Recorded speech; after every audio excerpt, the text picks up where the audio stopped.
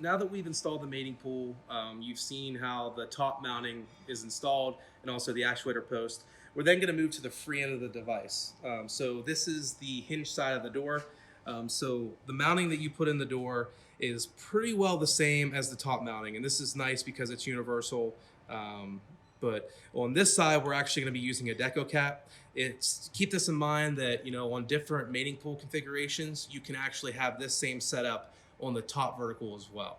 So what we're going to do is we've already shown how this all goes together: cone head union, metal washer, your alignment bushing, the spacer that goes inside the door, the other spacer that we'll put on the other side of the door, and then your deco cap. So we're going to go ahead and we're going to stick the spacer and the stud in there. We're going to line it. We're going to come to the other side. We're going to make sure we line up the nub with the slot inside the spacer. We're going to turn the alignment bushing so that the adjustment is horizontal. Typically, when you're adjusting this device on the free end, that is where you want it. You want it to be horizontal. I'm going to go ahead and put it as middle as possible.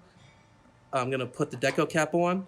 Like we stated before, anywhere where there's thread, make sure that you're putting thread locker on that thread before tightening things down. You're going to tighten it down nice and snug.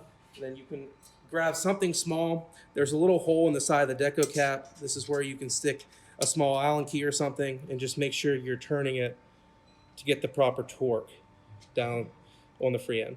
And that is the free end mounting when you have a deco cap.